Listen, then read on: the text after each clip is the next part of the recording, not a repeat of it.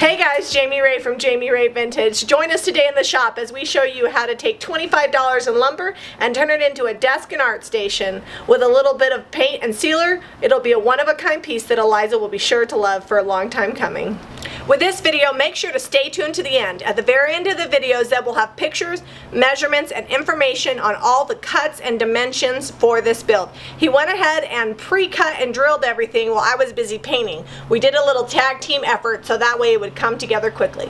So stay tuned and we'll have all the details that you need to get this build at the end of the video. Watch me put it together. Okay, so all the pieces are laid out and they've already been pre-drilled. So the next step is going to be to glue and screw in all the holes. And like I said, don't worry, we will include all the angles and measurements at the end of this video, super detailed, so that way it's all condensed together and you can write out all your notes at one time and be ready to build this. Alright, so Zeb and I are going to tag team. I'm going to glue and you're going to see him screwing because I'm not as good with a screw gun and we want to make sure those joints are nice and tight. So we're going to start here on this one side. We've measured from the bottom all the way up 6 inches and I'm just going to take on the up side of my line and put some glue there. And then I'm also going to put some glue here and then we'll go ahead and roll this over. Make sure that this line is correct. And that one's lined up, and then Zeb will go ahead and screw that into place.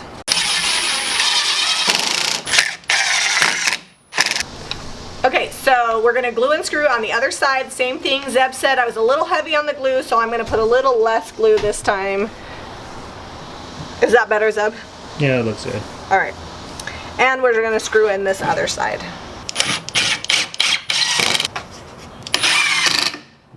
Okay, so we have our cross member here. It's actually number 13. I'm going to put a little bit of glue on each side. And then I'm going to slide that into place. Okay. And then we've got our, are we going to screw in next? Yeah, we'll screw this one in first. Okay, so Zeb's going to go ahead and put a screw in each end where we pre-drilled it. So I forgot to tell you that I'm using 1 5/8 inch screws, and these are drilled so that way they fit perfectly, and with the size of wood that we're using, they're working just right. So the next piece is we're doing the other side of the cross. That one is broken up into 2 pieces.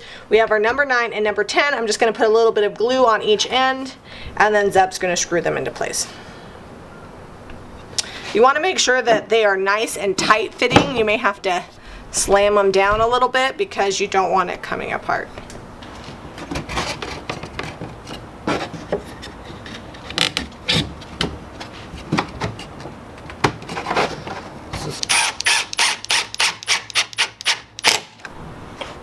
Nine and 10 are screwed in on each side, but just to add a little extra stability, we're using the nail gun. You don't have to, but since we have it here, the glue would probably hold it. We're just going to add a few staples in just to keep it in place.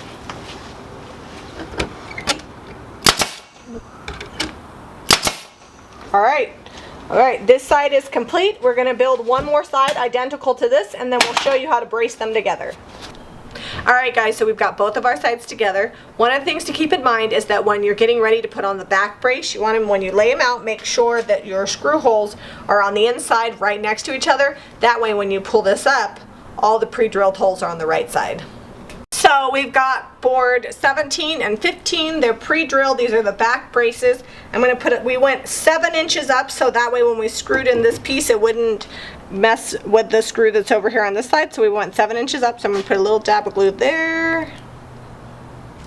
And a little dab of glue there. And then we're going to flip this end up and screw these braces in.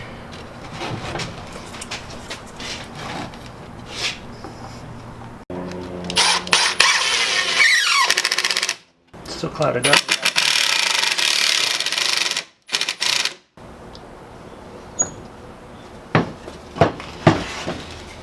Okay. So put that right at 7.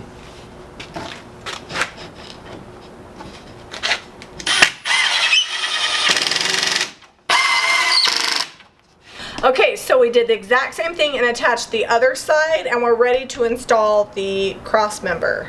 Now we're going to attach 18, 19, and 20. kind of want to piece it all together. You may have to move a few things around just to make sure it's in the right spot. It gets a little wonky until you get everything screwed in. So 20 is our cross member. We're going to drill here, and then we'll do the same thing that we did on these end pieces. We'll drill on each side and staple in here.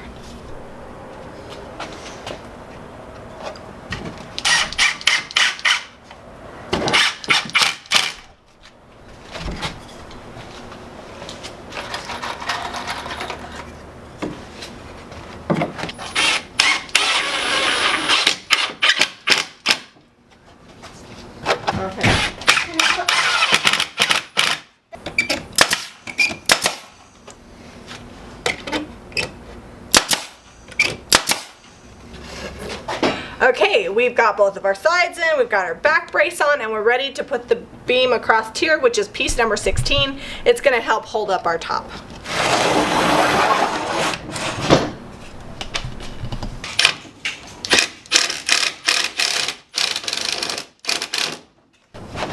Alright, so our base is done. We're going to stick our top on the top of our table. We'll put the base on top of it and then screw the top into place.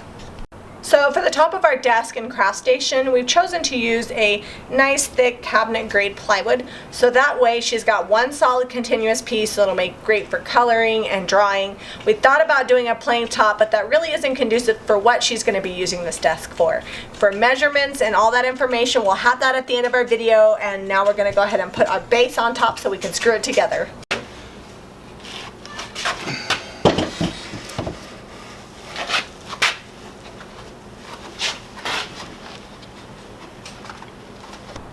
So I wanted to show you the drill bit that we're using. It's a 3/8 countersink, and we're going all the way to the full 1/2 inch depth every time we're pre-drilling these holes.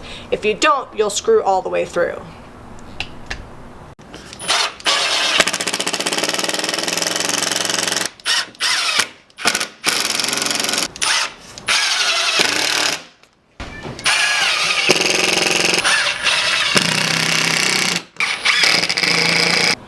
Okay, so since some of our holes are going to be covered by the trim, we're using our 3/8 inch plugs to fill those up before we put the trim on.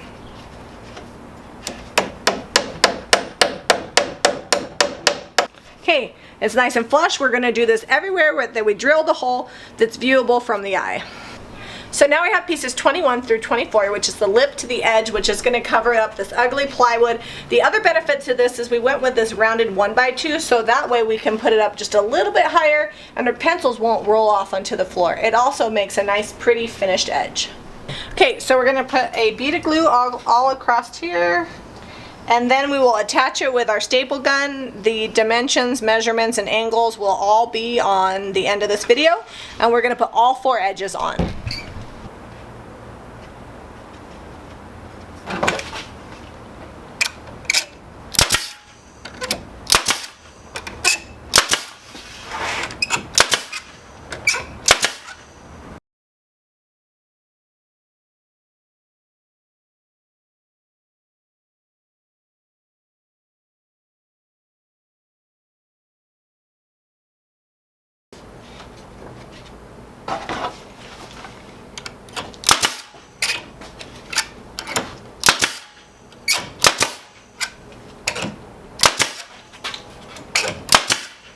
Okay, so I'm going to put plastic wood in all my staple holes so that way it's nice and filled, and then we can stain over the top of this.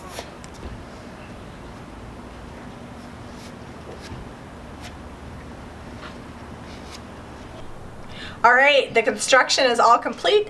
Now we are going to sand off all the putty as well as sand any splinters or unsmooth edges. Be sure to only sand lightly on the top because the plywood only has a thin veneer. If you go down too far, it's not going to look very pretty. Once we get it all sanded, Zeb's going to go ahead and stain it in the Minwax in classic gray, and we'll be ready for milk paint.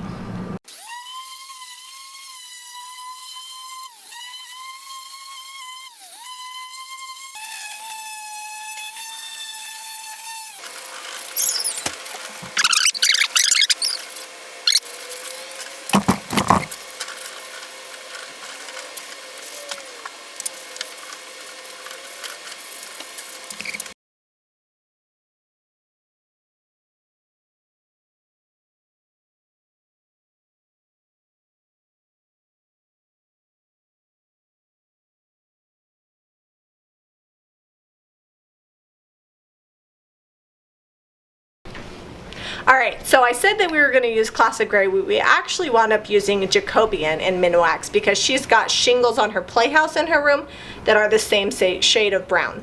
So I mixed up 2 samples worth of Sweet Pickins Milk Paint and Flour Sack, and we're going to paint just the base. If you'd like to purchase Sweet Pickins Milk Paint, be sure to go to jamirayvintage.com.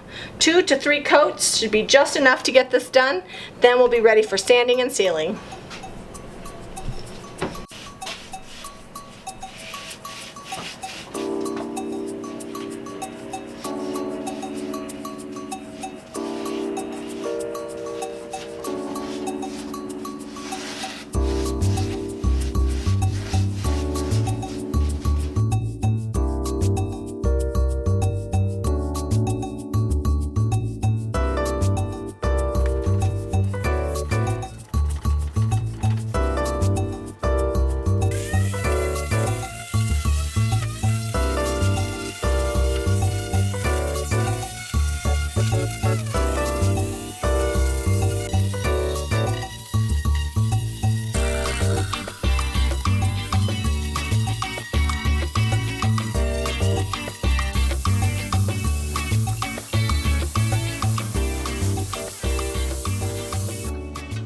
Alright guys, our desk is all finished. Eliza's craft and art station is complete. I think it turned out pretty darn cute.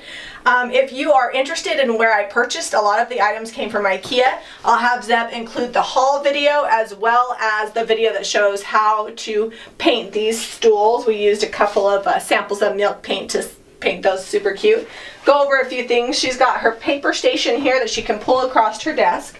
You'll notice that there's 2 stools, and that's because Eliza has a BFF and they always craft together, so I wanted a spot for each of them. Then she's got these cubbies. So we picked these up at IKEA. They're for bed rails, but we just screwed a board into the wall and put a little spacer there. So that way we could hang these on here, and she can put all the arts and crafts supplies she's working with here. And then she can store the bulk of her arts and crafts supplies in here because she has a ton. So that's great storage. I wanted something nice and big so she can just put it in there and put the lid on because she's not a super organized person. Also, we've got up here, we used an old antique frame and put some chicken wire in it so when she makes her artwork she can just clip it there. And then we have a couple of her own paintings that she's done, as well as this cool vintage picture of a ballerina. Eliza does dance, and so I wanted to include that in her little art station. So I hope this desk and art station inspires you to create a space that you love. This desk could be used for children, but it would also be a great laptop desk station for an adult or a college dorm. Be sure to give us a thumbs up. Go to jamirayvintage.com if you'd like to purchase any of the paint used, and subscribe to Jamie Ray Vintage for more DIY. And if you're still watching, just in case, I wanted to show you, this is Eliza's bed. I knew we would get questions for it. Zeb built it. It's a French Tudor style bed. It's scaled down for her. We used an old window as the door.